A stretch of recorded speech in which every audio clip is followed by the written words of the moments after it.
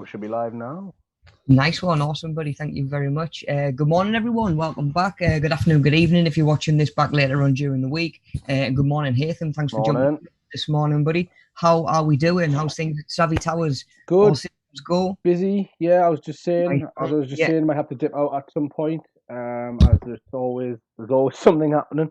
Of course, buddy. Of course, mate. Absolutely no problem. We're getting more work done, so. Of course, mate. Of course, and of course we've got some stuff coming up sort of in the pipelines for over the summer, haven't we? And of course we're already in Media Savvy sort of gearing up for next year as well. You know, everything else that's going to be coming in term one of next year. So yes, definitely. So keep your eyes peeled, keep your ear to the ground, and of course if you want me to just let you know straight away as soon as we have courses and stuff available what those are going to be, let me know now, and I'll put just put like a little mailing list together, and as soon as we've got all that information I'll get it out to you straight away, and we can sort of hit the ground running for next year as well. But we've got this course to finish up first as well. Yes, so we are on week 9 of our developing skills for employment, personal fitness and well-being course. Yeah, so it's a really good chance. Again, you know, we had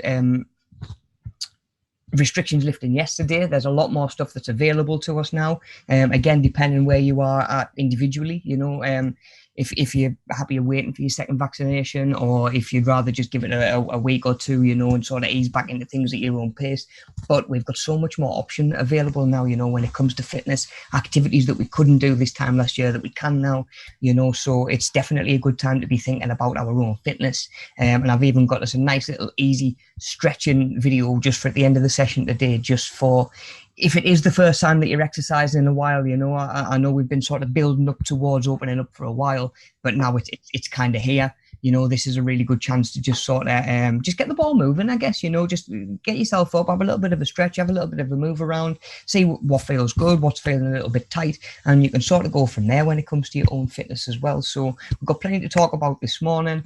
Quick little recap from last week. We looked at, of course, we did different components of fitness, what those are, what they look like, and how they can sort of play into different sports and different activities.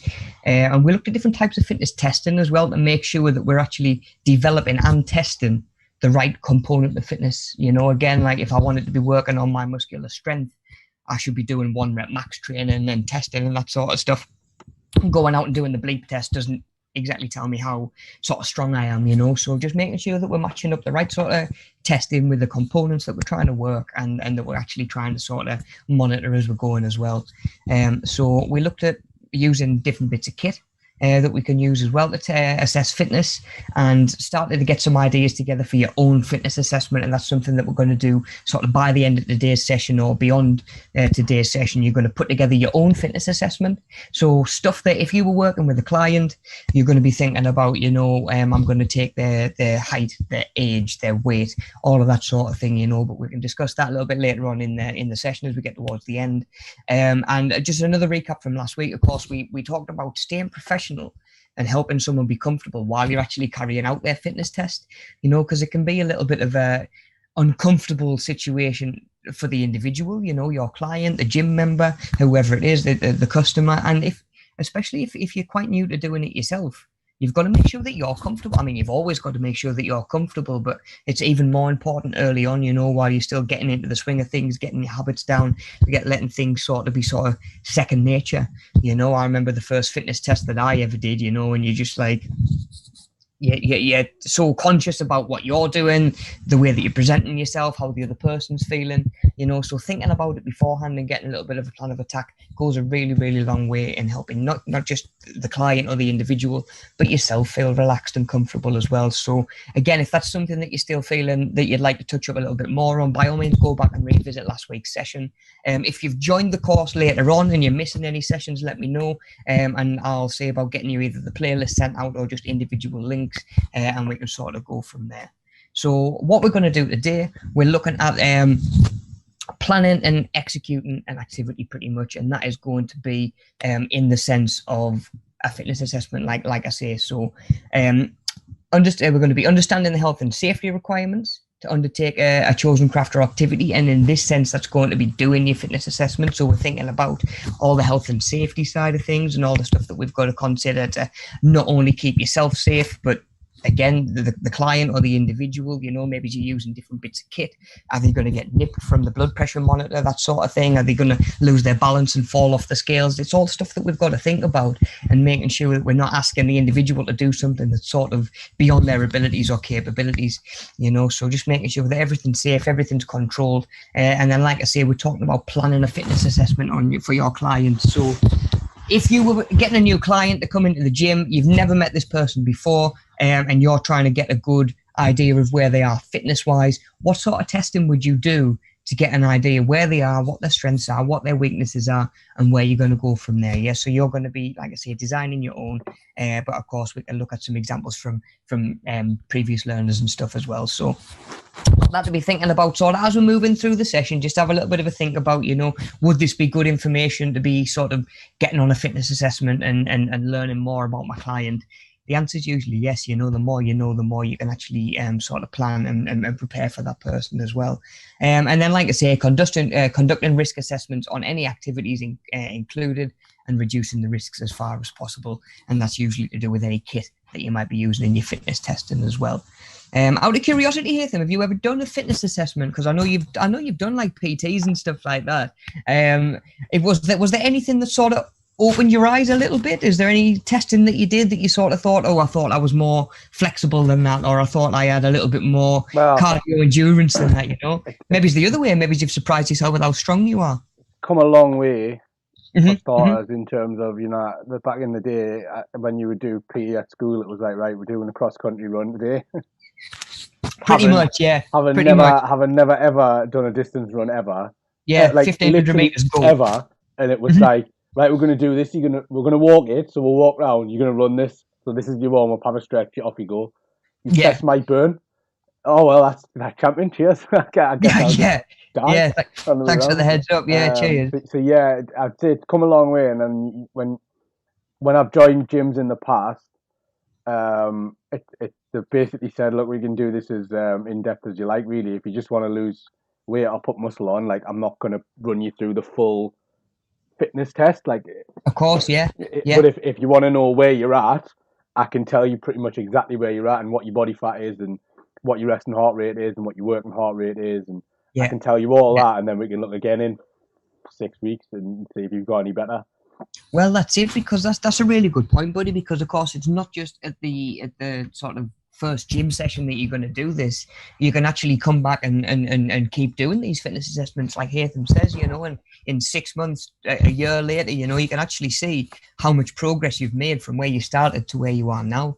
You know, I used to make a point of, even like you say, buddy, even if it wasn't like the whole shebang, like a full fitness assessment, no matter what we did in somebody's first proper session, I would make a note of, keep it to one side, and within 12 weeks we'll be back doing the same session, just to highlight to them, look, this is how far you've come, this is the progress that you've made. Even better if it's in the areas that, you know, and those components that you've said that you wanted to work on as well. So again, sometimes the individual sort of goals are going to be something that you've got to consider as well. If someone comes to you and says, look, I just want to get stronger, you know, it's kind of one of those, as a PT, of course, you want nice holistic training for everybody, nice well-rounded training and fitness. End of the day, if someone's paying for your expertise and paying for your time, paying for your advice, they say, look, I just want to get stronger, like, that's their choice. It's not up to you as the PT to decide, oh, well, we're going to work on this, we're going to do this, we're going to do that as well.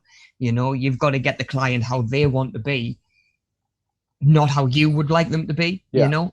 And like I say, sometimes that is just, okay, we don't need to do so much of this. You know, it's your choice. I could advise this and because of X, Y, and Z, but at the same time, if you just want to focus on this, then that's exactly what we'll do. And then you assess that, I take it, like that's of course, yeah. Including like the stuff there, like obviously the health conditions and that's where like your PARQ sort of comes in. Of course, yeah. So for those of you not familiar with a PARQ, that's something we get to look at next week, and that is just a physical activity readiness questionnaire, pretty much, and it's just you declaring and saying that you are sort of fit and healthy and ready to go on whatever fitness journey it is that you're about to sort of embark on.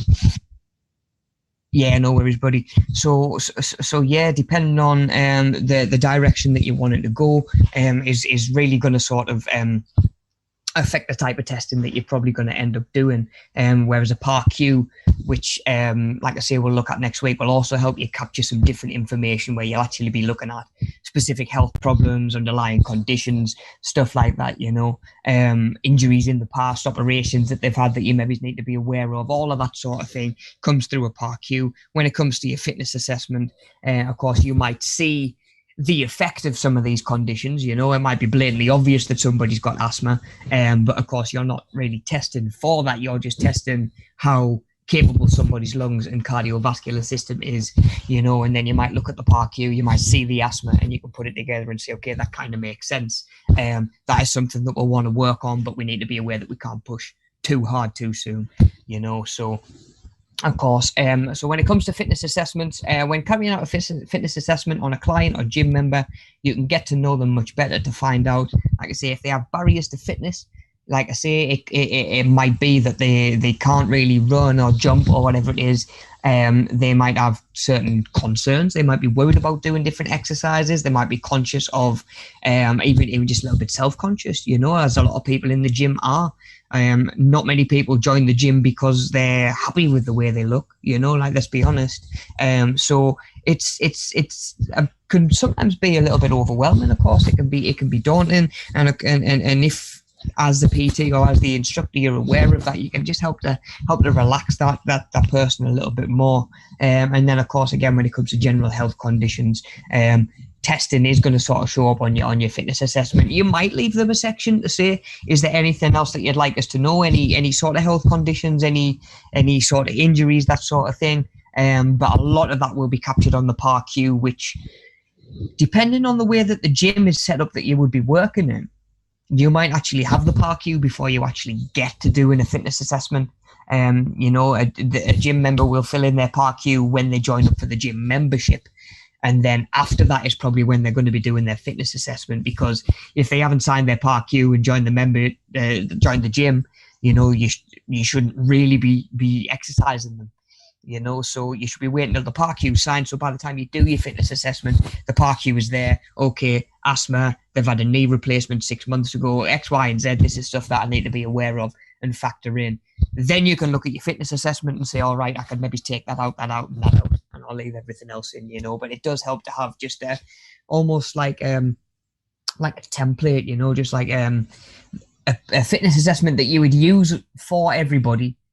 And then based on the PARQ and when you meet the individual, is there certain stuff that you're going to tweak from there, rather than building a fitness assessment from the ground up for every individual, especially at first while you're getting used to it. Okay, so when it comes to planning the fitness testing, what we're going to be thinking about. So your task for today, pretty much, that we're going to be working through, like I say, is going to be to plan a fitness assessment for a client. And what does that involve? So fitness assessments can include things like height, because of course someone's height and their weight can be handy to work out their BMI. You know, that might give you an idea of, again, what exercises they might be more limited to. Are they overweight? Are they underweight? You know, again, BMI isn't sort of the be all and end all, but it's going to give you a rough idea, especially if the person hasn't got a lot of muscle mass, lean muscle mass, to be sort of warping the reading a little bit. And again, BMI, if you're not entirely sure, it is just, you'll find your height on one axis, you'll find your weight on the other axis, you'll find where they match up, and it'll give you an idea whether you're sort of heavy for your weight, light, heavy for your size and height, or light for your size and height, sort of thing, or somewhere in the middle normally. So again, yeah, we can work out, again, that can give us an idea of the sort of exercises, the sort of testing that we might want to sort of get a little bit more of, a little bit less of. Flexibility as well, you know, you might do a little bit of flexibility training, which again, I would always stress a little bit of flexibility training and certainly assessing in pretty much everybody, because even when it comes to someone who just wants to put a lot of strength on, a lot of size on, whatever it might be, again, it might be losing weight. I've had clients that can't do a lot of the big calorie burning exercises, your deadlifts, your burpees, your squats, because they haven't got the flexibility and the mobility to move that weight, you know. So I've got somebody who needs to really be doing a lot of compound exercises to burn a lot of calories and sort of offset the sort of some of that stored body fat.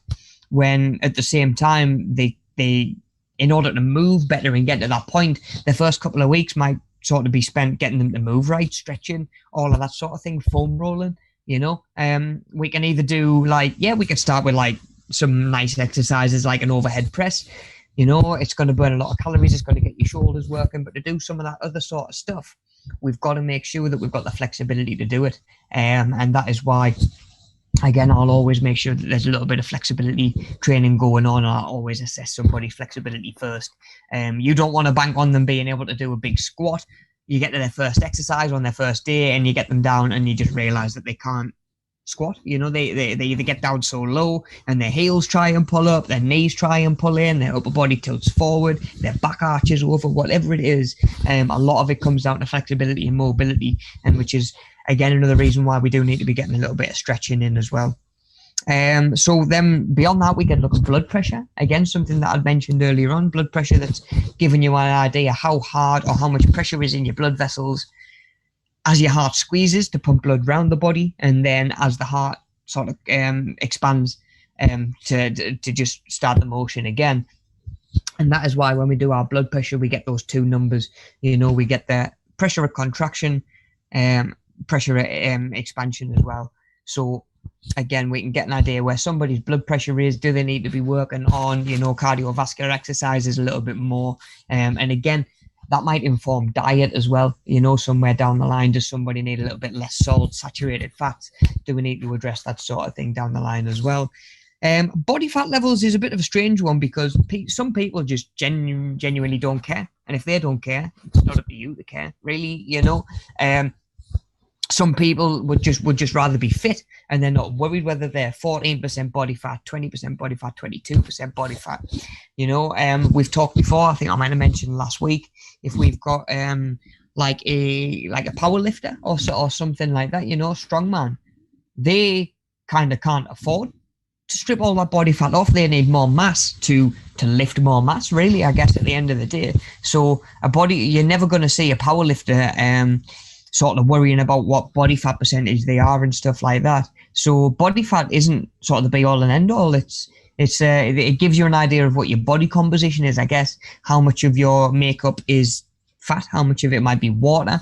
We can go from there. How much of your sort of build is that lean muscle mass as well. So again, there's a lot of different ways that body fat level might come in. Like if you're working with somebody who had a wedding coming up, had a holiday coming up, anything like that, then that is probably something that you're going to be focusing on. But again, that might be one of the first ones that you scratch off the fitness assessment if you sort of meet an individual and realize that working out their blood pressure isn't sort of not their blood pressure, sorry, their body fat levels isn't really a statistic or a metric that you need to worry about too much or need to measure. So that one might sort of depend on the individual. Again, we could use we might use skin fold calipers, which is essentially tweezers, that'll nip and just give you an idea, usually in millimeters, how much body fat is there in the area that you've nipped. From there, you can do sort of certain calculations and work out body fat percentage. Or of course, we could just do, really, it's not specifically body fat, but it's to do with body composition. You might do circumference measurements. So if somebody was obviously going to be having a little bit more body fat in an area, and they might be conscious of you going and pinching it and measuring it, you might be better off doing sort of like just getting a tape measure and doing like maybe a waist, hips, inside a sort of like upper thigh, upper arm, whatever it might be, around the chest, and sort of monitoring and keeping an eye on and assessing, how the circumference all the way around. So as you're sort of training, especially if you've got a lot of weight to lose at first, or the individual's got a lot of weight to lose at first, that'll be as good an idea as anything that they're losing weight, as much of how well do their clothes fit, but especially at first, the first time you meet them, either sort of skin fold calipers or body circumference measurements, if you think that those are metrics that is going to be important to the client and to their performance, and their progress. Don't necessarily, I wouldn't say, or my advice would be, don't try and force it on somebody who's not necessarily mentioned their body fat levels, who's not really bothered about what their body fat levels are. So again, just something to think about. It's not for everybody, but for the right person, it can be one of the most important things to be measuring. Those body circumference measurements as well. So there's a lot of different things we can do. Then you've got some other stuff like a little bit less basic, like maybe it's a box jump. See how high somebody can jump.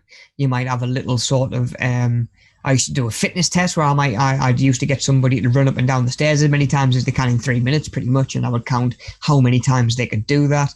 That sort of thing. Or you might do a minute. How many press-ups can you do in a minute? How many sit-ups can you do in a minute? That sort of thing. Again, good idea for muscular endurance.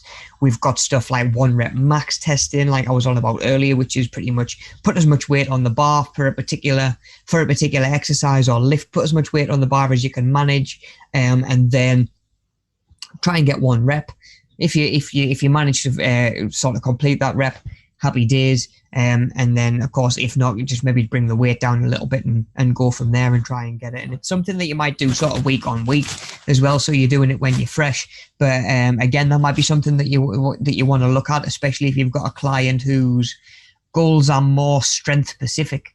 If somebody says, all I want to do is like add a load of weight to me squat, like that sort of thing. You can do a squat, figure out where they are for a 1 rep max now, and sort of go from there, and sort of build up. And again, that's something you can come back to say in 6 months' time, 6 months ago, that was the heaviest you could manage for that, So again, 1 rep max training for the right person can be really helpful to sort of measure where they are now and where they're and again sort of the progress that they're making as they go through.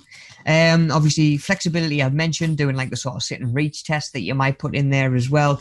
I think that's probably the majority of the main ones that I would do. Of course, when it comes to aerobic fitness and aerobic endurance, you might do stuff like a bleep test, a Cooper test, and it might be something a little bit more straightforward, like a 1500 meters or something. Testing somebody's speed, you might want to do 100 meters. Of course, in a gym environment, you might want to put somebody on the treadmill and do a park run or something like that. The most important thing, I guess, really is to remember exactly what it is you've done so you can replicate it the same later, just to test if progress has been made. If you put somebody on for a 100-meter sprint, don't late in 6 months' time try and assess their progress for sort of speed in a different way other than doing what you did in the first place, and only then can you sort of have that control to see where the progress actually is, and beyond that point, I've had clients, I've had individuals that totally changed their goals after a fitness test, because it might just prove to them like, okay, I've got to that point now, I've reached that benchmark that I didn't think I was going to get to. Now I can focus on something else.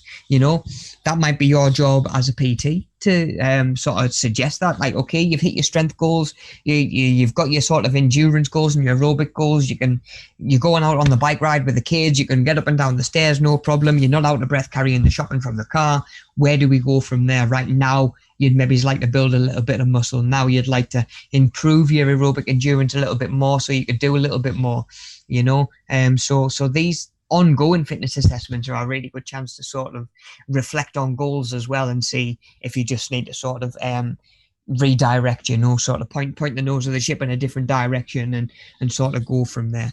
So again, ongoing fitness assessments as well, not just the one at the start of their training, but like I say, the one at the start of the training is probably going to give you the most clear idea of where they are actually right now and where to go from there. Okay, guys, see if I can spin onto this next slide. There we go. Okay, guys, cool. So quickly, just to sort of revisit, I know we looked at a lot of the fitness testing kit that we could use last week, this slide in particular, but we've got it on again just as a little bit of a recap, just so we've got in our mind what some of it looks like. Of course, we've got a more manual approach, resting heart rate, 2 fingers on the sort of throat or on the wrist to just sort of 60 seconds. How many times is your heart beat? That's going to be your resting heart rate. We've got wearable tech that she's got on a wrist that again might be telling her a heart rate, a working heart rate when she's maybe a little bit too tired to do this sort of accurately. We've got a blood pressure monitor or blood pressure cuff, which again we can see how that sort of fits on. It's just sort of a cuff that will go around the arm. You maybe sort of put it on as a sleeve. A lot of you might have actually had this done before in the past. If you've ever been to any of the when we were doing the drop-ins in person on a Monday morning, as part of the human MOT, I would do blood pressure every week, you know. So maybe a lot of you have been in, even maybe I've even done a blood pressure test on you myself. You know, again, just getting an idea of, okay, what does it look like? How does it work? We've got a little bit of a Velcro strap that, of course, holds it together. We want nice and tight. And as it sort of works, we want to make sure that it inflates without being too tight and causing the person any discomfort as well. So, again, something that we've got to think about when it comes to using those blood pressure monitors, and something we're going to look at a little bit down the line when we're thinking about those specific sort of health and safety things that we might need to think about as well. Okay, so bottom left, of course, we've got a stopwatch, which would be really, really handy for testing. Maybe it's not only probably aerobic endurance, you know, how long does it take you to do a certain distance, or how far can you go in a certain time. Either way, your stopwatch is going to be quite handy. You know, you might be working on something like reaction time, where something like the whistle might be quite helpful as well, you know, where you're timing how fast somebody gets off the mark, you know. Okay, I want you from this cone to this cone. Again, it might be someone who's a sprinter, you know. How fast you get off the starting blocks is really, really important, and that might be just as important an area in the fitness to train, you know. So that might be something that you're looking at. Not so much fitness, that's more to do with, like I say, reaction, which is a little bit more of a skill, but at the same time it is something that we can use. And then on the right hand side, we've got what could, I guess, be interpreted as just a regular old set of bathroom scales that's going to tell you your weight. But of course, some of the scales that we have these days as well are so high tech. They can do your body composition. They can tell you how much water you're carrying, how much muscle mass you've actually got. Maybe it's actually, like I say, maybe what body fat percentage you actually are. You know, some scales can actually do that now as well. I don't know. There might actually be ones that can do your blood pressure as well. You know, so the technology is always advancing. We've always got different stuff available to us, you know, different stuff that we can be using, which is, again, something why we've always got to be sort of reflecting on these assessments. How can we be staying sort of up to speed and staying modern, you know, and staying relevant, and little tweaks that are coming into maybe it's a bit of kit that's been around for years and years and years, be it bathroom scales or stopwatch, you know. Maybe we've got different features, different functions. Wearable tech is quite sort of recent in I guess the scope of how long fitness has been around.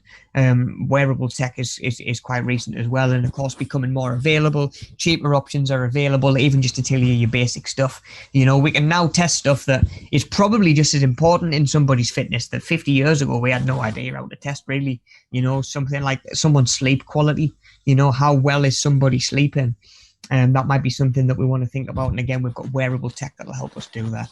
And so we've got a lot of equipment out there that's going to help us make sure that we can test these components. And of course, like I say, we need to make sure that we're using them safely and keeping the individual as comfortable as possible, really. So yeah, we'll just have a dive in and look at some of those same safety considerations that we've got to make, really, when working with a client, especially at first, you know, help keep them relaxed. Okay, guys, so we just had a little bit of a recap on all of the equipment that we looked at last week. Again, if you want to look at that in more depth, again, by all means, do go back.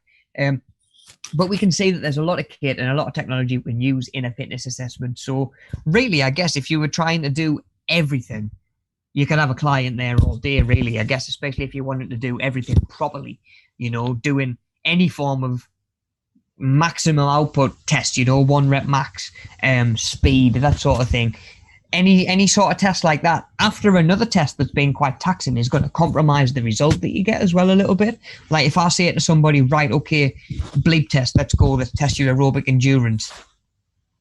Okay, done after like 5-10 minutes, and they're absolutely paggered. Right now, come on, 1 rep max on your squat. They're not gonna actually get anywhere near where they could, you know, without like 5-10 minutes rest in between, you know. So again, you could have somebody at the gym all day now. You might really be trying to keep your fitness test down to half an hour. I used to sort of do it as an hour, and it would have a consultation either before or after, depending on the individual. So half of it's probably spent in the cafe having a bit of a chat, talking them through what the program might look like, all of that sort of thing, and then half an hour on the gym floor doing a fitness assessment as well, you know. So again, there's lots of different stuff we could do, and being able to narrow down the most important stuff can actually save you a lot of time as well, because you might do a lot of these in a week. You don't want them to take 2, 3, 4 hours at a time, you know, because that limits the amount of people that you're sort of helping, and it limits the amount of people that you're potentially interacting with and bringing in as a new client as well, which is sort of the name of the game, really.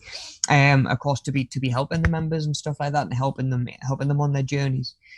So, like I say, we've got some stuff that we've got to be thinking about as well. Once we've selected our I say exercises, once we've selected the tests that we're going to be doing and that we've chosen to do, that's when, like I say, we need to think about how we can actually do them safely as well. So when it comes to blood pressure, for example, blood pressure readings can be taken by securing the machine's inflatable cuff around the client's arm and using the power button to begin inflation. So you just press the button, power button, and that little band that we looked at earlier on should start to inflate, almost like a child's armband that they would wear in the swimming bath, sort of thing. Really, it's a very similar feeling. And then once fully inflated, the screen should take a little bit of time, but it should show you the observed figures of the observed readings, and that is systolic and diastolic pressure. Just like I mentioned earlier on, that's the pressure as your heart contracts to pump blood, and the pressure as your heart expands to sort of start the process again and to contract again. So those two numbers will flash up, usually one over the other, and then you compare that to sort of like what is considered to be healthy, and you can see whether that's an area that somebody needs to work on, or whether they're sort of maybe it's already at the average, you know, and that might not be something that they want to really focus on, so you can sort of turn that attention elsewhere, you know. But blood pressure is one that I always used to focus on doing on a Monday morning in the drop-ins, because like I say, it can be really handy at giving an idea someone's lifestyle in general, you know, the food that they're eating, not just the exercise that they're getting. So when it comes to safety tips, I guess the first thing that you want to do is make sure that the client's sat down and comfortable, you know, make sure that they're relaxed, make sure that they know what it is that you're going to be doing. Don't just like sneak up and bang like an inflatable cuff on them when they're not looking. And then take care, like I say, not to fasten it too tight on their arm. And then you might even just want to inspect the machine before you use it, you know, the little tube that sort of connects the cuff to the unit that pumps the air through. Is there any holes? Is it sort of starting to perish? Because, of course, rubber does over time. So, again, that's something that we need to think about. Is it actually going to give an accurate reading? We're not going to lose any pressure in the tube, you know, in sort of like the inflation tube. We're not going to lose any pressure there. That's going to warp the result that we're going to get. So yeah, have a little bit of the machine before you use it. Get your client sat down and get them comfortable. Make sure that you don't fasten that cuff too tight. And again, an extra one to chuck in there would definitely just give them a heads up that you're going to do it first, you know, rather than taking them by surprise. Okay, guys, cool. So moving on to bathroom scales. Now, we won't get time to talk about all of these different bits of kit, but again, something that you can sort of take the way that we're looking at things, and maybe if you're going to use some of the kit, or you want to use some of the other kit for the exercises in your workbook, then by all means, just do the same for different bits of kit as well. If you're not sure, drop me a message. But with bathroom scales, they can be used to find out someone's weight by turning them on and asking them to stand on. Nice and simple, you'd think, but it's funny how some of them are so difficult to actually get the timing right, you know, especially these electrical or digital scales where you've got to wait for them to flash 0 before you get on, you know. But they're pretty straightforward to use. Usually give them a tap in the middle, get them to power on, stand on them at the right time. It's going to tell you how heavy you are. Now, of course, when you're doing it with yourself or a client, try and do it at the same sort of time of day, at the same time of week, really, if you can, especially if their weeks look pretty similar, because that's going to give you a pretty close reading as well. But yeah, just making sure that we're getting as much consistency as we can. So you've got them on a hard floor. You're making sure that we're not going to make it so the carpet's absorbing some of the pressure, because that's going to sort of warp the results as well. If you can, scales in the same place every single time that you do it. And again, now we've just got to remember, and I always stress that this literally is telling you your relationship with gravity. It's telling you how heavy you are. It's not telling you anything else than that, you know. It doesn't even tell you how fit you are, really. It just gives you an idea where you are in terms of your weight, which again could be used in sort of contrast to your height, where you might be looking at your BMI and stuff like that. or maybe it's just going to give you an idea. Maybe you've got an ideal weight in mind that you'd like to get to. And of course, you've got to make sure that we're wearing the same clothing every time. And, you know, we are tracking that we're actually measuring the same thing every time and not, okay, yes, I've lost 2 pounds this week, but I haven't got my shoes on. All that really tells you is that you've stayed the same, really. You've just taken your shoes off, I guess, really. But it's so easy to forget what you had on last time. You know, did you get on in your dressing gown and nothing else? Did you get on in your pajamas? Did you get on in your birthday suit? You know, and trying to remember what it is that you actually measured the first time. So keep it consistent, especially on your scales, and then you're making sure that you're measuring you and your body weight is the only thing that's going to change. So you can normally choose what unit the scales are going to measure in, be it sort of kilograms, be it stone, and pounds, obviously, whatever you might want it to be. And like I say, some clients it's going to be relative to, other clients it's just not, you know. Again, you might think to yourself, okay, certain gym members, certain individuals who are already like they're obviously self-conscious, they've obviously got a little bit of weight to lose, that's why they've joined the gym. Maybe they've even told you it's for they've got to lose weight for a bit of surgery or something like that. You know, the best thing to do with those individuals isn't put them on the scales every week and remind them of that. You know, you might put them on the scales briefly in week 1 and then not come back to it, because again, you can use how well their clothes are fitting, how well they're feeling in themselves. Those are always much more important metrics to me than how heavy you were when you got on the scales, you know, especially when you're at a point when the obvious goal is going to be sort of weight loss, body fat reduction, and you can do more of a visual eye test without needing to reinforce, you know, and hammer it home to the client every week, you know, and get them dreading that point where they're coming in, because they know they've got to get on the scales. And you know, I've had that with clients, you know, they get to the point where they don't want to come in because they know they've got to get on the scales. Be reminded of how much work there is still left to do, for example, and then, you know, it's easy for them to just sort of fizzle and peter out. And what I've done in the past was, like I say, make sure that you're not weighing them every single week. Do it as part of your fitness assessment, and then put the scales out the way. You know, you and them are going to know whether they're losing weight or not without scales needing to tell you it every single week. So again, making sure that the unit that you're measuring in is actually relevant to the client's goals, of course. And then safety tips to think of when it comes to using equipment and tech, and especially bathroom scales. You want to make sure that the client stood nice and balanced in the center on both feet. You know, I don't know why, but I've had clients sort of shuffling about, trying to stand on one foot. And, you know, it's sort of not only potentially going to change the result that you get, just from sort of shifting your weight around the place, but at the same time, it puts you at risk of actually falling off.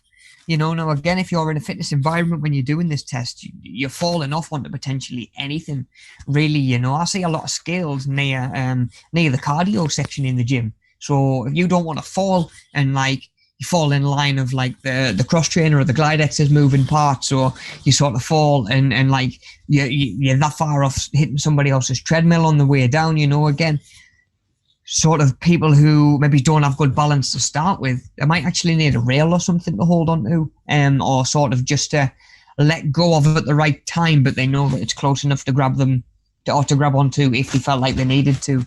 You know, you don't want to be running the risk of any clients potentially falling off your scales. I mean, you can even get scales that have a chair built into them now. You know, they're designated sort of sitting down scales where you'll sit on them, and you're, again, like you were getting your blood pressure done, you sat down, you're comfy, you're at no risk of falling over, and you can check your weight from there as well. Now, those scales aren't as readily available, so again, just something to think about when we're using your more sort of standard, more typical bathroom scales as well. Making sure that the stool of both feet has good balance before beginning testing. Check the surface that the scales are on, and make sure that they are sturdy, again, and not going to impact the reading that you've got. So check that the surface that the scales are on, as well as the undersides of the scales, for anything that might cause them to be less sturdy or to give false readings. You know, so exactly what we were just sort of talking about just a second ago. Yeah, okay, guys, just trying to keep one eye on the chat as well. Then tape measure.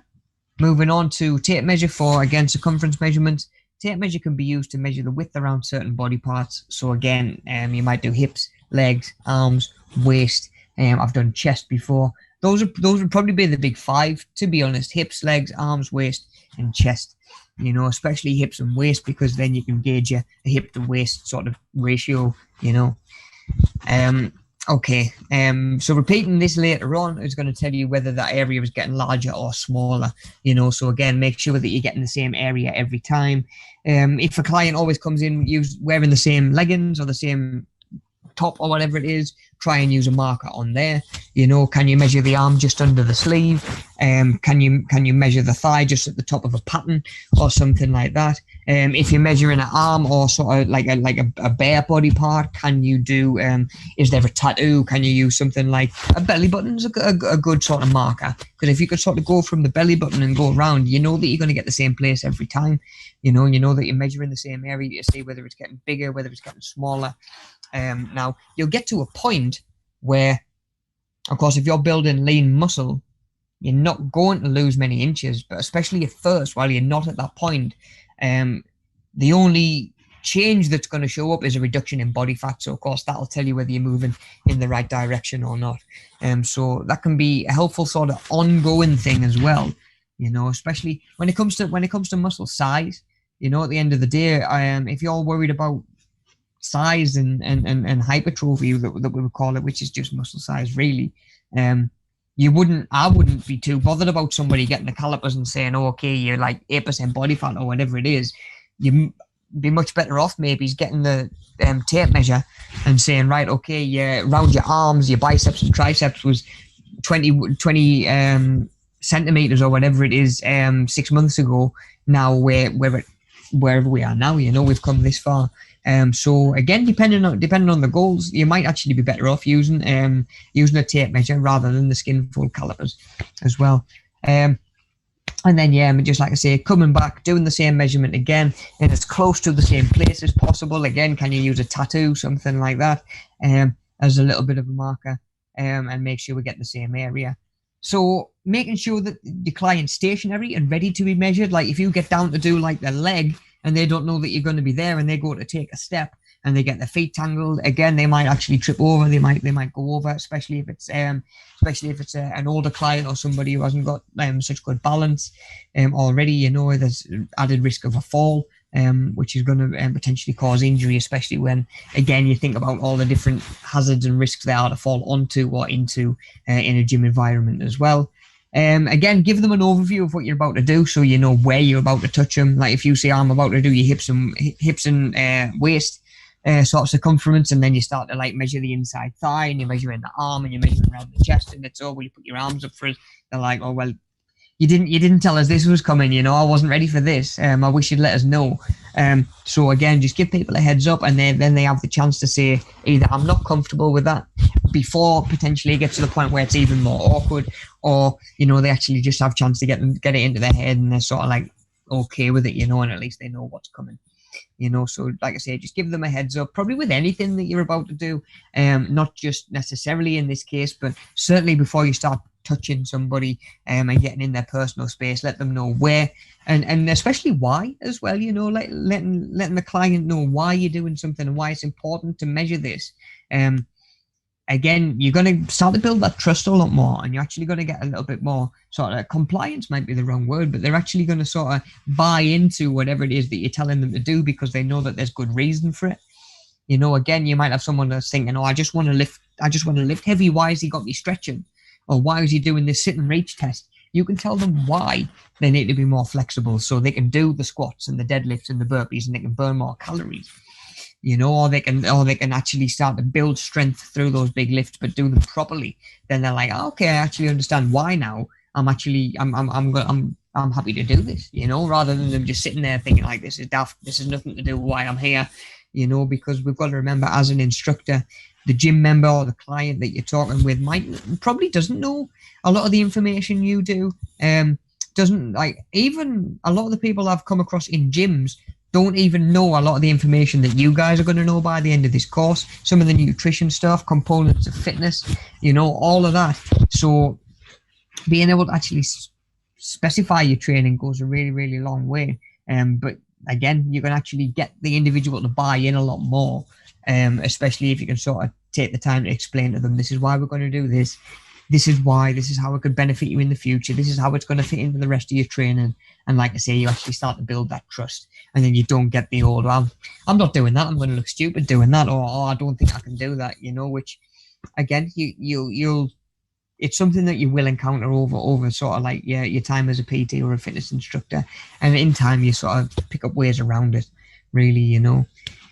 So like I sort of mentioned earlier on, these aren't the only ones, the only bits of kit that we could use. So to get a good idea of what pieces of kit you're going to use in your fitness assessment, and that is where we can come across to the practical skills and techniques workbook, which is task 2.2 and 2.3.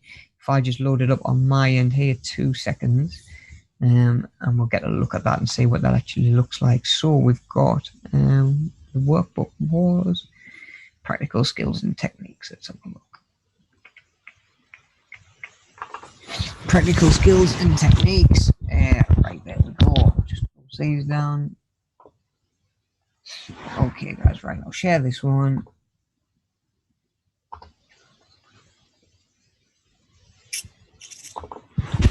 That's cool. So we had tasks 2.2 and 2.3. So we've done this one, we've done this one. So of course, planning a fitness assessment is what we're doing today. Planning a PARQ for your client is what we're going to look at next week in the last session of the course.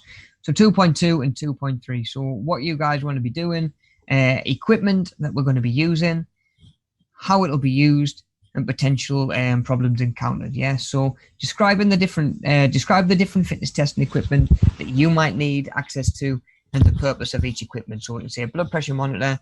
Describe what the results will give you and how it will be useful for the client to know this info. In the final column, describe any problems that you found with each piece of equipment. You know, that could be hypothetical in this case, because of course we don't have access to hands-on kit. It might be stuff like with a blood pressure monitor, a nick in the tube, or out of batteries, you know, or it might even be one that you've got to plug into the wall and there's no socket available, you know, stuff like that. Again, scales, batteries, you know, is one of the legs deficient? Is the surface, is there a problem with the surface? All of that sort of thing to be thinking about as well. Yeah, so we're going to be selecting the materials and equipment that we're using, and then describing any problems or that we've encountered while we've been on with it. Yeah. Okay, guys, cool. So let's dive back across to the presentation. So that's what we're going to go from here. So you're now actually thinking about the tests that you're going to be doing during your own fitness assessment, thinking about the equipment that'll need, and any problems that you might come across when you're using that kit, and of course the way that they're going to be used to give you results as well. Okay, guys, cool. So other things to consider.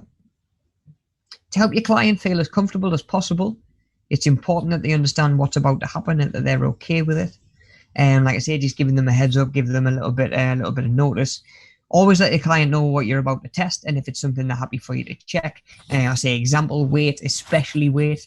You know, again, you don't necessarily need to chuck somebody on the scales the first time you meet them. They might not want you to, really. I've never forced measuring your weight on anybody. I've never made anybody do it that doesn't want to do it or doesn't want to know their weight. And there are other ways to make people accountable of their choices, and there are other ways to make people sort of look at the reality of where they are right now, and then sort of from there be honest with themselves and where they would like to go, rather than you day one shine a spotlight on the one thing that's making them self-conscious, and they've probably not wanted to come to you for in the first place, you know, or they've not felt comfortable coming to the gym. So again, just thinking about that, being conscious about that, and actually speaking to them, and just like I say, make sure you get a bit of a heads up and gauge their feelings on the situation, you know. Once they've given their permission, you can let them know why and how you're going to do it, you know. that's going to stop them getting a surprise or feeling uncomfortable. For example, if you get out the skinfold calipers and just start grabbing their waist without giving them any heads up at all, you know. And like I say, sort of why it was always one of those things, and I don't know whether it was just me and the way that I was sort of always was growing up. But if my parents, if anybody told me to do something or asked me to do something, I would ask why, not as in a to be awkward or like I don't want to do it, like I'm just being difficult. I wanted to know why so I could understand the context so I could do as good a job as possible, you know. And again, you know, understanding why something's going on or why something's going to be done is part of the education process as well when you're dealing with that client, really, because what you want, or what I always wanted in particular, was a client that after 3 months, 6 months, depending on where they're starting, how much knowledge they've got when they started, I would like them to, at a certain point, know enough information where they don't need my guidance anymore. Like, I can still be there to motivate them, and I will, of course, always put the session plans together. But there are certain people out there that are self-motivated, but they just don't know where to start. They don't know the best plan of attack. They don't know how to go about things. And once you've taught them that, and taught them a lot of the information, they actually can spread their wings and go and do their own thing a little bit. And, you know, as a PT, you can say to them, right, that £25 an hour you were paying for PT, get yourself some supplements, treat yourself to some new trainers, or get yourself some new gym gear, you know, get yourself something for in the house if you want. You know, you've worked hard up to this point. You've got there, you know. But again, like I say, there's this just concept of letting them know why you're going to be doing something. As well can really go a long way in helping them feel comfortable, building up that trust, helping them understand the process that they're going through and sort of how to make their own little tweaks in the future and not always totally rely on you. If it's a case of they know what they're doing and they just need the motivation and they need somewhere to shout and tell them what to do, I'll do that all day long. Do you know what I mean? But clients that would rather be off doing their own thing, you know, who maybe don't have the finances, and have maybe just invested in themselves for a little while, eventually I'd like to see them be able to go and do their own thing, because that just means I've done double the job. You know, I've done my job as a PT, getting them where I wanted, or getting them where they wanted, or closer to where they wanted. But I've also done a job as an educator and as a teacher that I now know that they actually have picked up a lot of tips that will help them stay on top of their fitness going forward. And they're not just going to come back to me in 3 months, having gone back over and say, Rob, I don't actually have a clue what I'm doing without you. You know, because as much as that's going to generate more business and more sessions and people coming back and stuff like that, you will get clients like that. The idea when you get a client isn't to keep hold of them forever. You know, it's to pick them up, get them where they want to be, and send them off out into the world in that better position. And that's a journey that you've been part of. You know, that was the way that I always sort of perceive things. So again, helping the individual understand why a certain thing is being done. You know, like I say, why are we doing this flexibility test when all I want to do is get stronger? It's like, I'm going to explain to you that you can't actually do a squat properly, and we can't actually start building the strength up on your squat until you can do a squat properly. And in order to start to do a squat properly, you need to be more flexible, you know. And like I say, that's okay, that actually makes sense, rather than there's no communication there and they're just thinking this is a waste of time, I haven't come here to get more flexible. You know, really. So you can either have enhanced communication and better communication, or you can have no communication at all, you know. And I know which of those two I would rather pick, and I know which of those two builds a better relationship with that client, that's for sure. Okay, what else can we consider then? So of course, being polite, friendly, welcoming, and well dressed will go a long way. Thinking about your punctuality, are you there on time? Do you look happy to see them, or do you sort of like just shuffle over to them as they come through the door? For all the good inductions and fitness tests I've seen done, and all the good PTs that you see over the years, you see the other side of the coin as well. You know, I've seen plenty of the other side of the coin. You know, people who maybe instructors that maybe don't even look up from their phone when the client comes through the door and stuff like that, you know. Again, we're all different. We all train differently. We all train our clients differently. We all look for different stuff in our PTs as well. But I don't think that comes across as very welcoming or certainly very friendly, you know, especially given the fact that you've probably already got their par Q in front of you, and you can maybe pick up some information and you can be confident in your ability to sort of hold a conversation with this person, you know, because you actually know a lot about them, and you might actually be able to find out a little bit more This is your chance to do some digging, really, find out about the client, what makes them tick, ask them why are they at the gym now rather than 6 weeks ago, or in another 6 weeks time, why are they here now? Stuff like that's really, really helpful. I've always found in figuring out what helps people tick and helps keep people motivated. But again, just in terms of setting that good first example, making that good first impression, we're thinking about our manners, our professionalism that we sort of talked about last week as well, and those skills that help both the client or the customer feel relaxed. And a massive one that I think is going to be huge coming out of lockdown, and as people are going back to normality, I imagine there is going to be a lot of debate and potentially, arguments and disagreements over personal space and how comfortable people are with certain things. Respect your client's personal space. Do you know what? If you've got a client that wants you to PT from a distance right now and just say, look, tell me what to do, but don't be in my personal space to spot me, don't be in my personal space to do these testing, you can explain to them that's going to limit the way that you can do their job, but of course then you can totally respect and understand the way that they're feeling about their health and COVID and stuff like that as well. So again, thinking about their client's personal space and their feelings as much as possible. If you know that they're not really happy with you getting up in their personal space, don't just do it anyway. It's your job to find a way to adapt around that, and be the best PT you can be, given what the client has specifically requested of you. I can stand across the room, I can tell you what to do, I can give you exercises to do, I can motivate, I can tell you to do one more. I potentially, can't push you quite as hard because I'm not there to catch the weight if you can't push it, or I can't actually get a good reading of where you are with certain fitness things right now. So we've got to have a more rounded approach to fitness while I'm trying to figure that out. So again, that might impact the job that you can do, but just respect the client's personal space and feelings as much as you can, really. Which puts us up to task 3.1 in the workbook. So we'll just dive back across to that ever so quickly and have a look. So 3.1, describing safe working practices.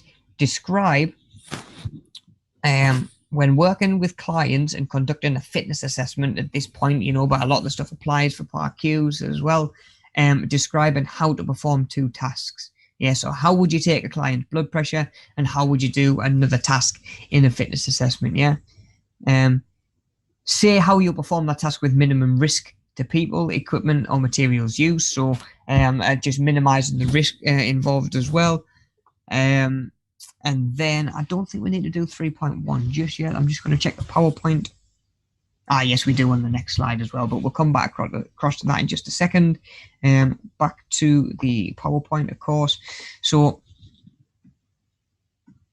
where are we at? Yeah, cool. So, next page is, of course, reducing risks while assessing fitness. So, while carrying out your fitness test, it's important to assess any potential risks or hazards, reduce them as far as possible. So 3 examples that we've got on the screen there. When you're taking somebody's blood pressure, the risk or the hazard might be that the cuff doesn't fit right. How to minimize that? Of course, you can ask clients to remove any thick tops, any sleeves, and of course, check that the cuff isn't positioned in a way that it's going to nip or inflate to nip, sort of as it sort of maxes out. When it comes to measuring somebody's weight, if the task was measuring somebody's weight, the risk or the hazard might be them slipping, falling off of the scales. And how we can minimize that, of course, is making sure that the client has balance and can stand safely before you even start to do any testing, really. And where necessary, I guess, seek out specialist equipment if they can't really stand and you need those sitting down scales, or you need something that's going to help them feel a little bit more secure. And then when it comes to measuring someone's waist with a tape measure, of course, the tape might actually snap. And the way that we can minimize that, of course, just checking that there's no phrase in the tape before using it as well. So we can use that information to, if we can come back across to the workbook. Exercise 3.2, of course, we've got task, risk and hazard, and how to minimize. So exactly what was just on the page a second ago, and even 3 different examples in there will be enough. So again, we can just use some of those examples that we just talked about. If you want to think outside the box, if you want to think more specifically for some of the stuff that you're actually planning on using in your fitness test, you can make it a little bit more sort of specific, and you can be a little bit more custom if you wanted to. And that was just a little example that we could have a look through, and of course come back to revisit as well when you get back to this point as well. Okay, guys. So when it comes to following safe working practices, just making sure that we're not up to. Yes, this is the last task in the book that we're going to do this week as well. So suggesting 2 ways you can keep yourself safe when working with clients on a one-to-one basis, and then suggesting 2 ways you can keep your clients safe following safe working practices. Yeah, so it's a big thing within your fitness assessments. Of course, you want to be making sure that you're safe and your client is safe as well, and that is not just from physical harm and of course equipment malfunctioning. We've also got to be considering stuff like putting yourself at risk of potential accusations, and making sure that you're just covering your own back a little bit as well. So those are going to be the last 2 workbook exercises that we need to do today. 2 ways to keep yourself safe, 2 ways to keep your client safe. And then once you have delivered or sent me over your PARQ and your fitness assessment, we can do this little bit of reflection there as well at the end of the session, and at the end of the course, and just get that filled in as well. So when we're addressing these couple of exercises, if I can just go back to the PowerPoint. There we go, cool. So when it comes to keeping yourself safe, of course, we're thinking about carrying out a fitness test. Specifically, when we're carrying out a fitness test, you are potentially working up close with somebody. It might be the first time that you've done it. It might be the first time that they've had somebody sort of all up in their personal space. Like I say, certainly. So especially just after COVID again, it might be something that's a little bit alien to people. I mean, it probably is going to be a little bit alien to a lot of people, having people so close when it's been sort of mandatory that we stay 2 meters away from pretty much everybody for the last year. So personal space is going to be a really, really big thing, and something that we need to make sure that we're respecting going forward. You might be double jabbed. Not everybody might be double jabbed. You might not be caring for really vulnerable individuals. Other people might be. Not everybody's circumstances are going to be the same as our own. We've got to respect those personal boundaries as well. In that personal space. But of course, like I say, you've got to think about yourself in this situation as well. As a PT, there's a lot of things that can sort of be brought against you.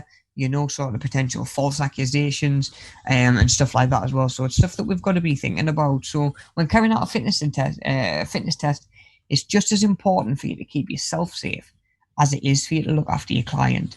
And some of the ways that you can do this, of course, ensure that you're testing in a room where others can either see or enter whenever they want. So, it's not just you and the individual in a locked room, there's no other eyewitnesses there to see what's sort of going on, to sort of validate your claim or theirs. It's a big old grey area that you can put yourself in, and like I say, it's so easily avoidable just by trying to find like a little bit of a quieter area so that the client feels comfortable doing whatever it is that you're about to do. I mean, nobody wants to have their circumference measurements taken in the middle of the gym floor where everybody can see, but at the same time, rather than going off to like the disabled changing rooms and locking the door and doing it just the 2 of you, there's a lot of area for misinterpretation and accusation there as well. So just don't put yourself in that position as a PT.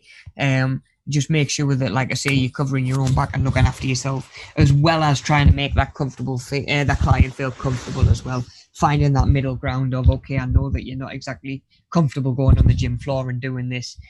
I'm not comfortable doing this in an environment where it's just me and yourself, So ensure that you're doing testing in a room where others can either see or at least can enter at any point, and you're not, like I say, it's not just you and the individual.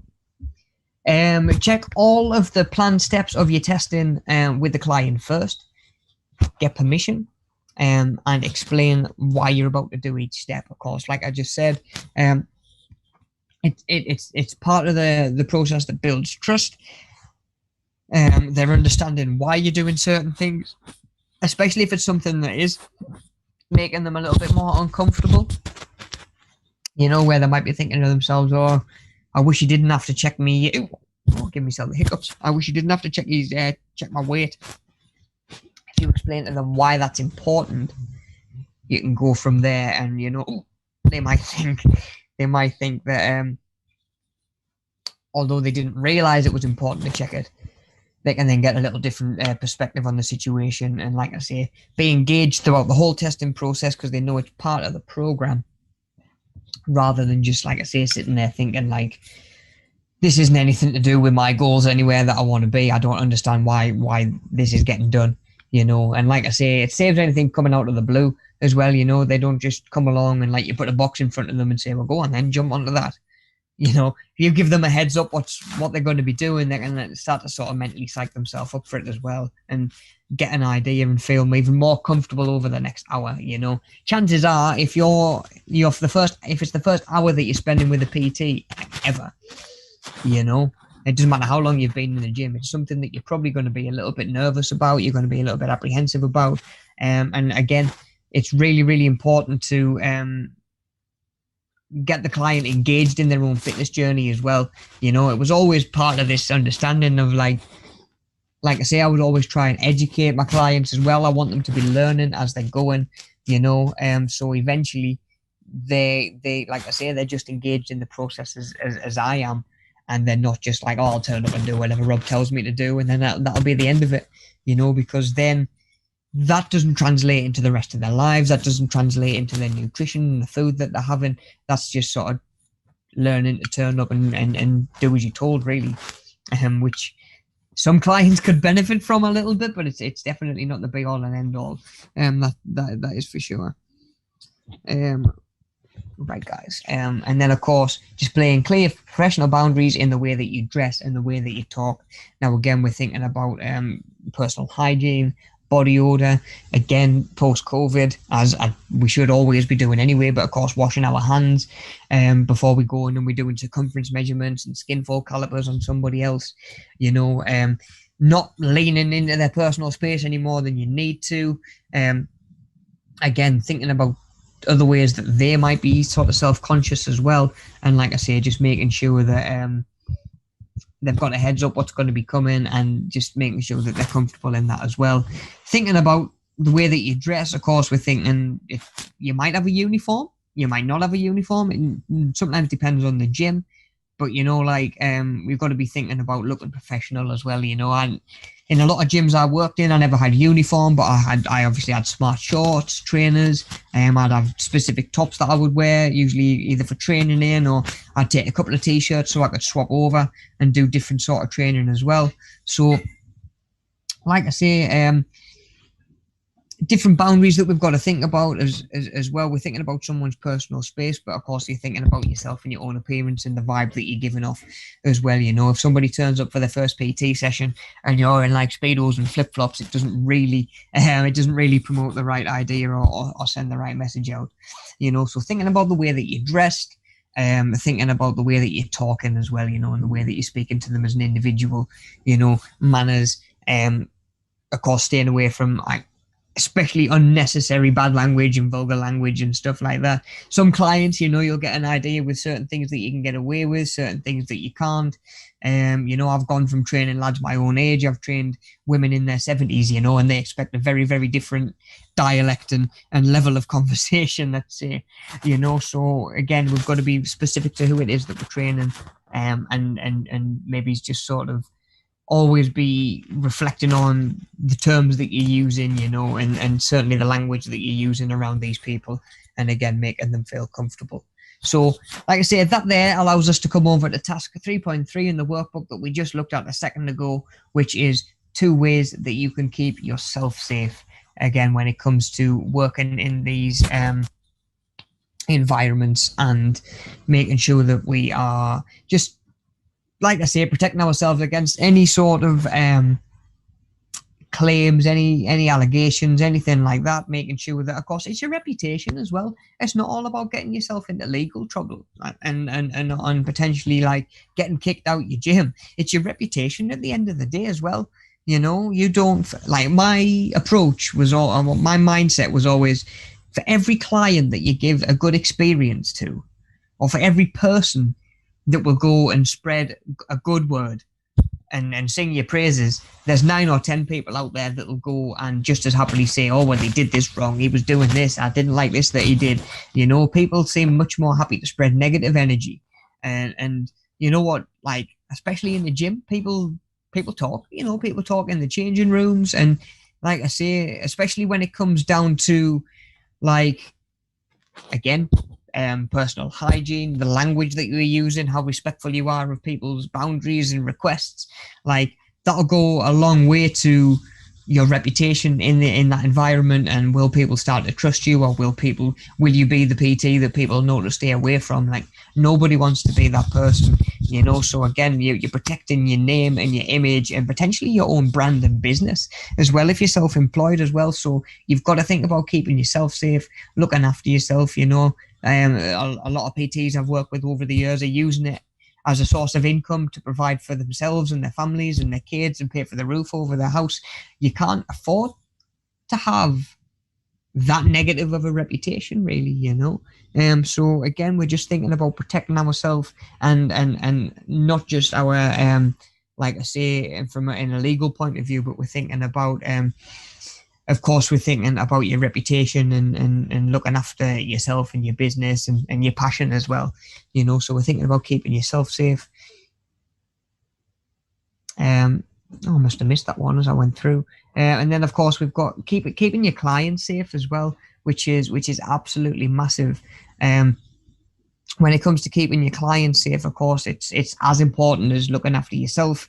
So as a fitness instructor, it's crucial to make sure that your client is safe in that environment. And again, ways that we can do this might include making sure that the client signs in and out of the building. You know, if there's a fire, if there's going to be fire drills, like we used to regularly run fire drills, and I used to go around, I used to even go around the gym floor and speak to everybody and just give them a heads up. Look, there's going to be a fire drill. You don't need to grab your bags or anything like that, as you shouldn't anyway, really, in a fire. For those of you that aren't already familiar, this is the exit procedures. This is where we're going to go and meet up. And again, if you're working with a client, you're probably going to know whether they're with you or whether they've gone home. But again, in some cases, you might have a client that comes in, does 45 minutes with you in like the weight training, the resistance sort of training side of things. Then they might decide, look, do you know what, I'm going to stay and do a little bit of cardio because I don't want to use the time that I'm paying for to be running on a treadmill, you know, which is fair enough. It's totally fair enough. I used to actually advise clients to do that. Do the stuff that I can correct you with and that you need a little bit of help with, do it with me. The stuff that you can come in and do by yourself, come in and do by yourself. So they might actually hang around after your PT session. So you might be done, you might be off and working with somebody else. I mean, there's been times when I've been the only PT in the gym. I've been the only member of staff in the gym, you know. So again, like if you are working with a new client and there is a fire, you get that client outside, you need a guest book. You know, you need to see who else is in the building. You need to see if that client that you were training with earlier has gone home already. And if they don't sign in and out, there's no way to test that, you know, and there's no way to be sure of that. And then you're potentially going into a burning building looking for, you know, someone who's been home already for an hour. You know, they've maybe got their feet up at home on the couch and you're in there in a burning building looking for them. Again, putting yourself at risk as well, you know, which again is just a consequence of you know, failing to do some of this stuff, you know. So making sure the client signs in and out of the building as well, in case there's a fire, and that sort of thing can come up again as well if there's if they're trying to put in like an injury claim or something like that through something that's not your fault or the gym's fault. If they haven't even signed in, well, judge is more likely to look at that and say, well, there's not even any record that you've been to the gym that day. You know, really, you should be signing in and you should be signing out as well. So again, it protects everybody involved, making sure that they're signed in, signed out, especially in case there's a fire as well. Running through policy and procedures as well, you know, so not just the fire evacuation protocol as well, but we're thinking about stuff like you know, using equipment safely. You might show them not every single machine in the gym, but you might sort of show them sort of roughly how the resistance machines that have got a pin work or the resistance machines where you've actually got to put the weights on the side work. You might show them how the cables work. You know, you might be telling them to check, of course, that all of these machines and equipment is safe for use, and tell them what to look for before they start using it. You know, you don't want them to jump onto a cables or a resistance band and they go to pull it and it snaps and they obviously get hit by it, you know, potentially get hit in the face with a snapped elastic band. It's not a nice experience at all, you know. So again, thinking about how to use the equipment safely, what to look for before they start using it to check that it is safe. And again, especially right now, there's going to be a lot of COVID protocols. What's the procedures for that? Do you clean down the machines after you? Do you need to book in for a certain time and turn up at a certain time? You know, or do you need to turn up at a certain slot so that the gym is closed the hour after that, where the staff can deep clean and sort of reset the environment? Again, gyms are doing it different ways. So of course, depending on what yours is, or what it is in the gym that you are in, if you are the client in this situation, you want to be thinking about and be familiar with policies, procedures for health and safety. Again, that might be proper use of the changing rooms, again, especially right now, given everything that's going on and has been going on. You know, we're thinking about, again, where to safely store kit when you're done with it, and not leaving it on the gym floor, not leaving weights out for somebody else to put away or potentially kick or fall over or roll over. You know, so again, there's a lot of stuff that we need to think of and be aware of when it comes to health and safety, and the client needs to know that as well. The more members you've got on the gym floor that are sort of savvy with the health and safety of the gym, the less chance there is of accidents and injuries and sort of like an incident occurring and coming up. You know, and then more specific to the individual, we're thinking about their actual specific needs as well, you know. So a park queue, so the clients, if you've got a park queue already, like I say, maybe when they've signed up for the gym membership, they've done a park queue. Maybe they've done it at the start of the induction.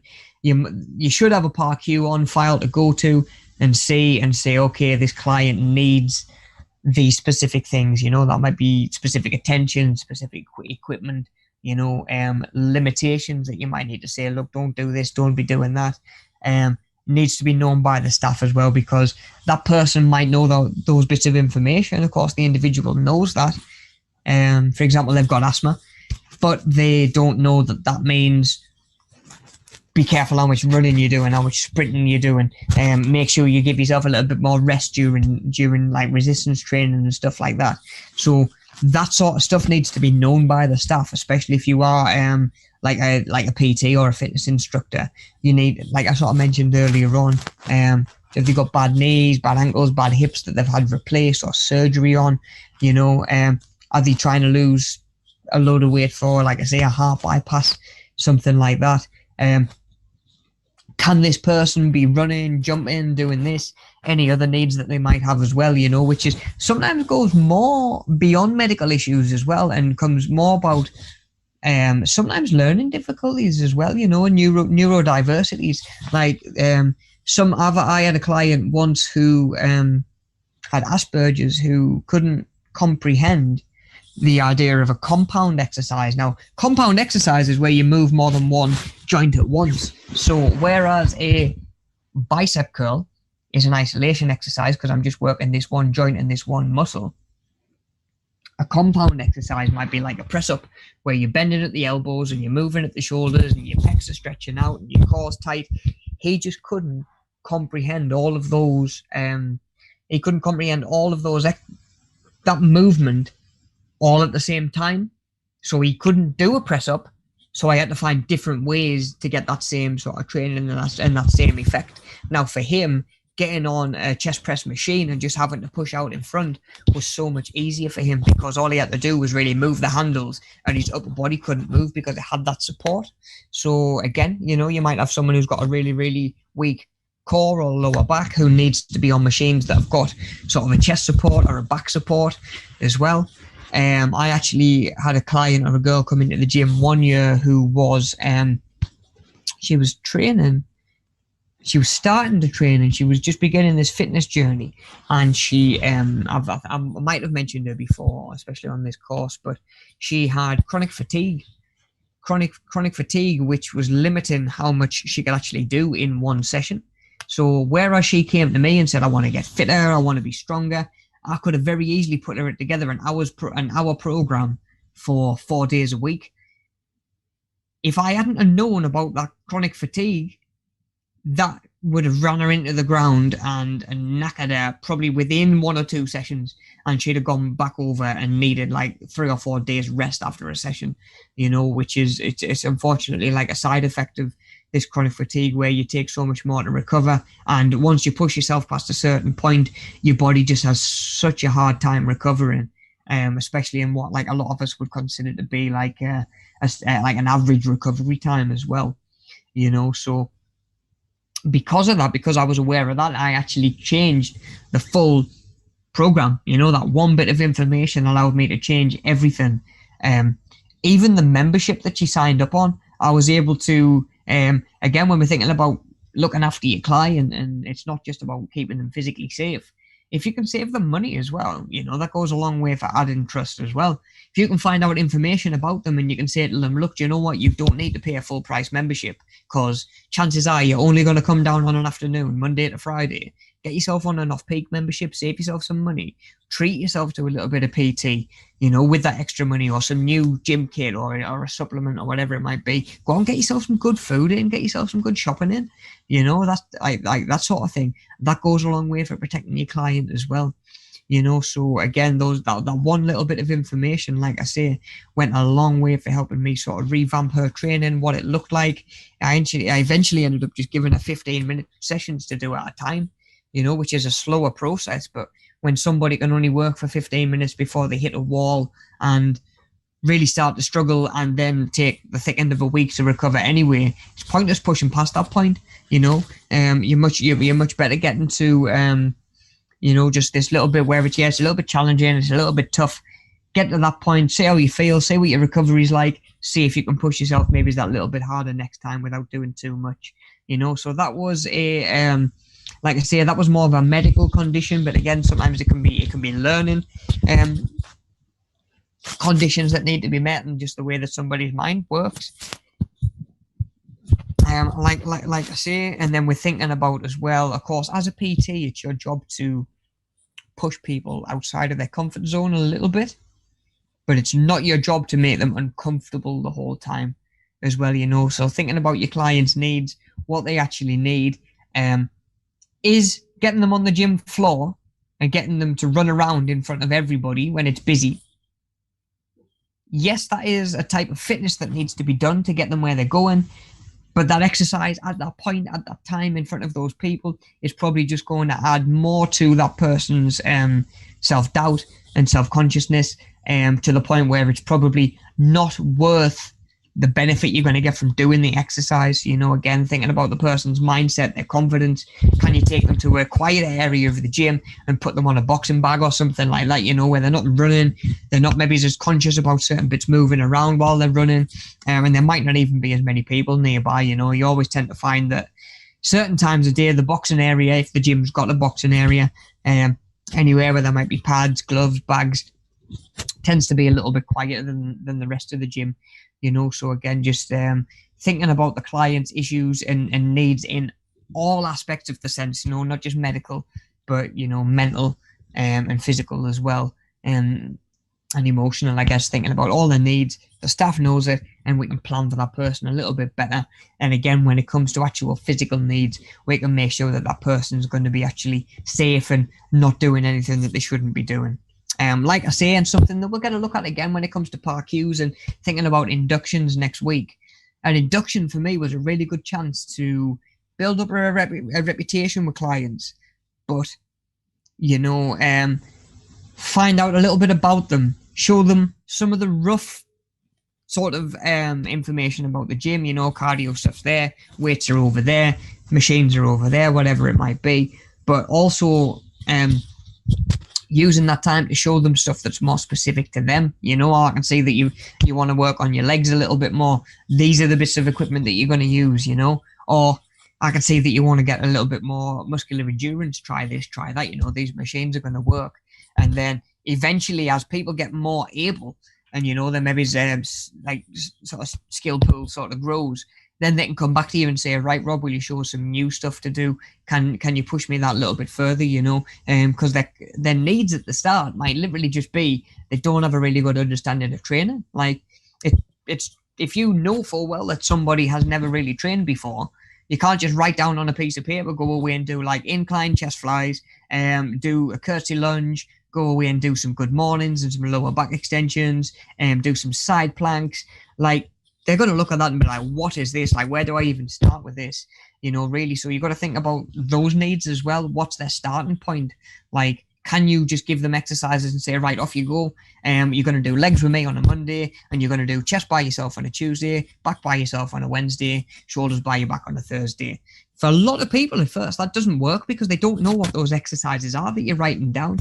So a really good way that I would work around this at first, I would say to a client, like, right, okay, we're going to do a full body exercise, a full body workout today that you can then come and repeat another 2 or 3 times by yourself this week. So you're getting sort of like added benefit of sort of consistency, doing the same thing over and over again, chance to improve. But at the same time, I'm never asking you to do something that you've never done with me, and I don't know that you can even do it right. If I'm asking you to do an exercise, be it a deadlift, a shuttle run, kettlebell swing, I'm only going to do that once you've done that with me. So I'll do that in a session. It might be a big circuit. I'll write that down, give it to you with your weights on that you've done, and you can go away. And when you come in Wednesday, Friday, Saturday, you can maybe have a go at doing, or maybe Sunday, have a go at coming in and doing the same thing, see where you've improved. Next time I see you, I'm going to have a brand new session for you to do. So it's not getting boring, it's not getting repetitive, but at the same time, you're not expecting your client to be able to be more able than they actually are, especially like after one session with you. If you've done shoulders with somebody, and then you say to them, right, this is your leg session for Thursday, come back in and do leg press, wide leg press, squats, leg extensions, leg curls. Like I say, they're just going to look at that and be like, I don't even know where to start, never mind how to actually do it properly. So again, when it comes to clients' needs, we're actually thinking about what they're capable of without you as well as with you as well, because we're acknowledging that they're not going to be with you 24/7. They're not even going to be doing all that training with you probably, because I don't know many people that can afford 3, 4, 5, 6 PT sessions a week. It soon adds up. So again, we're thinking about those needs as well. The financial position that the client's in. Do you need to give them something that's going to give them progress across 2 weeks?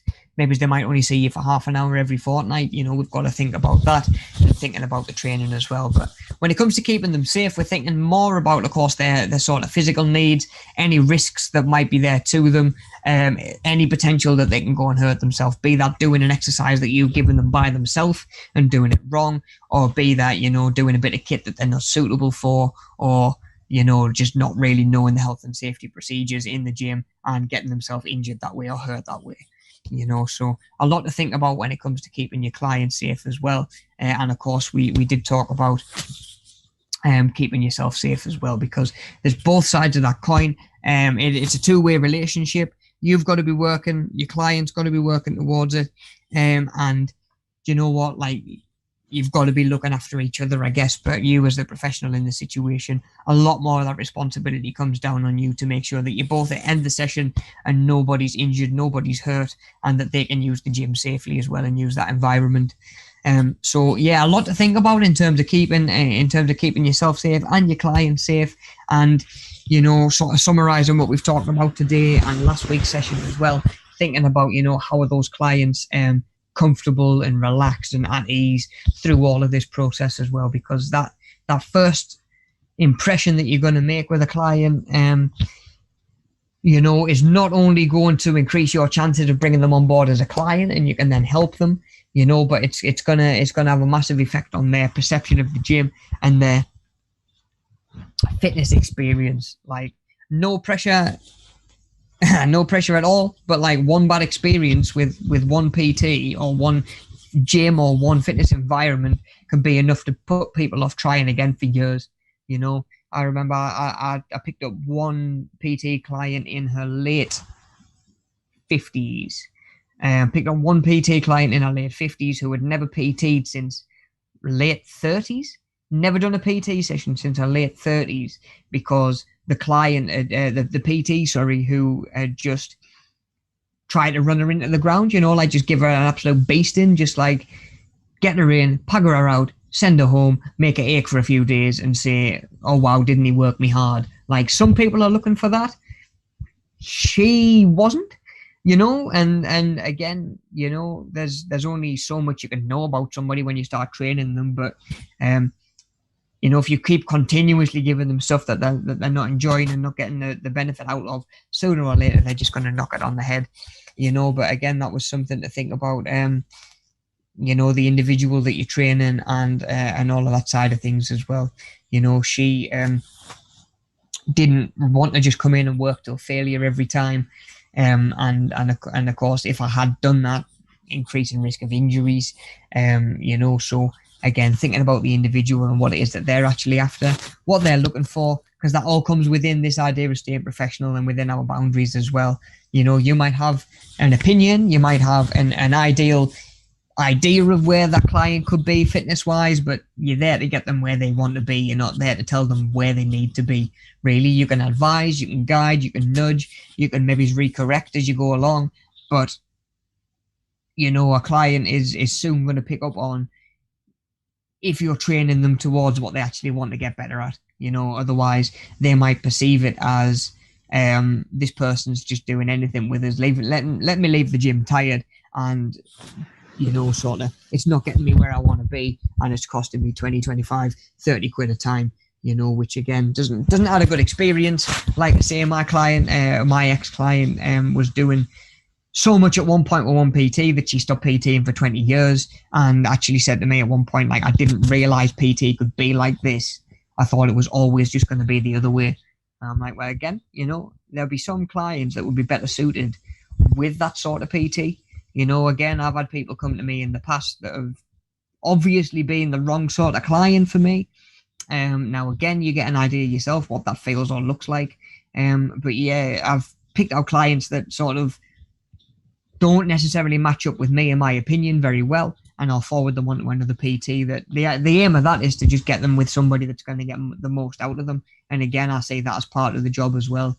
You know, so again, that's within those professional boundaries, working people the way that they want to be worked and trying to get them in touch with somebody who's going to help them get the most. You know, to me, it's not exactly professional to just take somebody under your wing, start training them when you know full well that you're not the best person to get them to where it is that they want to be. So I think that comes with under the umbrella of being professional as well. But what do you guys think? Have I missed out anything? Is there anything that I've sort of not mentioned that you guys have thought of? You know, maybe something that's a little bit more maybe just not as obvious to me, having done a lot of it from the PT's point of view. You know, is there stuff that might make you conscious if you were going through your first fitness assessment or your first PT assessment? You know, is there anything that I've sort of missed out? By all means, do let me know. Stick it in the chat. You know, stick it in the comment section or drop me an email. You know, as always, I'm always keen to hear what you guys think. You can even put it on the survey as well. You know, which is if we just skip on to this last slide. Of course, this last slide is always going to be there on all the presentations that I do, so that you know there's an easy slide to come back to where you can see what any homework was and just an idea of when's the next session without needing to troll back through a whole 2 hours worth of session. You know, so yeah, so as always, like I say, please don't forget to fill in the survey. Your feedback's really important to us and it helps us out so much on this end, guys. It really does. So not even 30 seconds to fill that in, and it's massively appreciated. Homework for this week, like I've sort of mentioned, is to finish in your developing practical skills workbook, just leaving that last page for now that we sort of looked at and discussed. And when I had the workbook open, of course, that page 7 is just to sort of reflect back once you've done your fitness assessment and your Part Q. So get that book finished up, start putting your fitness assessment together, even start to like really draw it up on paper if you wanted to, because once that's done, you can send a picture to me and we can get that sort of boxed off, you know. And like I say, it's a good time for you to start having to think about what information you would actually like to capture on your what you'd like to capture on your fitness assessment as well, you know. So yeah, thinking about that, getting that workbook finished up, and yeah, just pulling some ideas together for your own fitness assessment, what you're going to be asking for, how it's going to be helpful in putting, giving you information that might reflect on the way you would structure somebody's training, you know, based on what results might come back on that as well. But yeah, so don't forget the survey, guys. My email, as always, I'm just going to double check now before I commit to it. Yeah, but my email is in the description for the video as well. So by all means, if you do need to get in touch, if you haven't got it yet for whatever reason, my email is in the description so you can get in touch with me. Like I say, I've picked a nice stretching video for today, for today's fitness video. Just 20 minutes or so, and it's a really good way to just sort of get moving again. If maybe now that again restrictions have lifted, and now we've got access to a lot more, maybe now you're thinking about, right, now's the time to get moving and get a little bit more active. I don't feel as confined to the house, I don't feel as limited with my training and my exercise. Now's a good time. But I can guarantee, if you haven't done much for even the last couple of months, never mind the last 18 months, you're going to want to go do a little bit of stretching first and just get those muscles working, get those muscles firing that maybe haven't worked for quite a long time, you know, potentially decades, really, you know. So we want to get everything moving, nice little stretch off. And you know what, after we've all sat at home for a year, 18 months, a little bit of a stretch off will do wonders for posture, for tension release, and probably for a little bit of stress release as well. You know, it's really nice and therapeutic. It's just nice and steady, nothing too much. But of course, as always, the link for the fitness video is in the description, and that'll take you to the playlist as well. So you might do the stretching video and think, do you know what, I want to do something else. I want to do a full body workout, or you know, you might not want to do the stretching, and you might think, do you know what, I've been exercising for a couple of weeks now, I'm feeling back at it, I want to work a little bit harder, I'm going to try this AMRAP. And if you've never come across AMRAP before, or maybe as if you've seen it on the playlist and you've wondered what that is, it is just as many reps as possible, you know. So it'll be like, you're going to do, just for example, 20 star jumps, 5 squats, 3 burpees on a loop as many times round in 5 minutes as you can, you know. And you might do 3 different sets, and each set might be 3 different exercises, you know. So there is one of those on the page as well, so on the channel. So by all means, have a bit of a scout around, have a bit of a play around, see if there's any that you've never done yet. Like I say, just have a little bit of a explore. If that stretching video doesn't sound like it's for you today, but we're early on in the week, it's a nice morning, and like I say, if we haven't been so active for a little while, it's a good chance to just sort of get us moving again, get us stretching, get us loosened off. And you know what, it'll help us ache less when we actually do start doing some of the harder, more intense stuff as well. So that's something we can be thinking about as well, getting at least a little bit of exercise in. Doesn't have to be today, doesn't have to be right now. You can come back to it later on today, later on in the week, and revisit any of those sessions there as well, you know. So in the description, we have, like I say, we've got my email, fitness videos there. This link to the survey is in the description as well. Like I say, not even 30 seconds to fill that in. And of course, the workbook that we looked at this morning, which was the Developing Practical Skills and Techniques workbook that you've probably already got by now. But again, if you haven't, it is in the description. If you're struggling with that at all, if you're struggling with any workbooks that you think you should have, that you don't yet, again, by all means, reach out to me, drop me an email, and I'll hook you up with anything that you need, be it previous session links, any resources that we've used in previous sessions, or even just workbooks. Like I say, if there's any that you haven't got just yet, you know, especially if you've joined the course later on as well. So like I say, by all means, drop me an email, let me know, get in touch at any point. Like I say, always here to help, always happy to try and give a little bit of advice. The Monday drop-ins are going to be like a lot of stuff by the looks of things, not just because of how busy it is at Savvy Towers. Our drop-ins are going to be online for the foreseeable future as well. So making sure that if you're interested in those, you know, we're talking about diet, nutrition, self-care, sort of through and post lockdown. It's all part of what we cover on a Monday morning as well. And then when we can do those back in person again, we'll be doing stuff like the beach walk and talk and the human MOT, where I'll actually be able to do a bit more of a hands-on approach. And like I sort of mentioned earlier on, checking your blood pressure and all of that sort of thing as well. For the time being, those are all being done through Zoom. It's literally just for a couple of hours on a Monday morning, 10 till 12, and we sort of just get together as a group. You can leave your camera on if you want. You can turn it off if you're more comfortable. You can talk through your mic. You can just talk in the chat if you're more happy doing that. And like I say, it's a good way to sort of stay engaged with your fitness, and thinking about sort of managing your time day to day and getting everything in that you need to do. We talk meal preps. We're talking looking at new recipes and new ideas and stuff like that as well. And really, really removing any barriers that you're coming up against. You know, it's a good chance to tell me directly what's going on and what you feel like you're struggling with, and me dip into my old bag of tricks and, you know, my experience that I've had over the years, and just trying to find you a way around those barriers as well. You know, so definitely let me know if that's something that you're interested in. I'll make sure that you've got the link for that for a Monday morning. All you do is click the link, join in, and you can have a bit of crack with me and the guys and find out what's going on. And like I say, just stay engaged with your fitness a little bit more. I've just noticed Haytham snuck back in. How are we doing, buddy? Good. You might be able to hear the Hoover going in the background, but that's fine.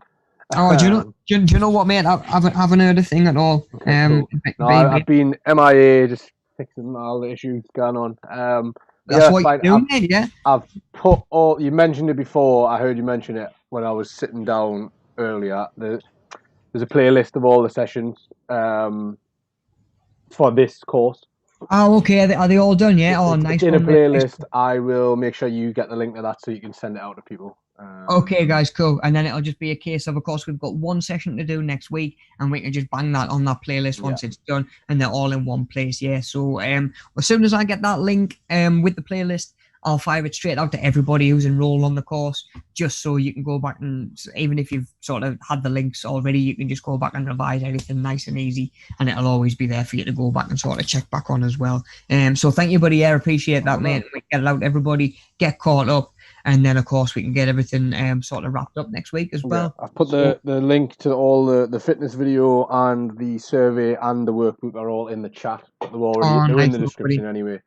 Excellent. Yeah. I was just explaining to the guys, it was all in the description and where to find it, but that just makes it one step a little bit easier if it's in the chat. And like I say, you can just follow the links from there as well, guys.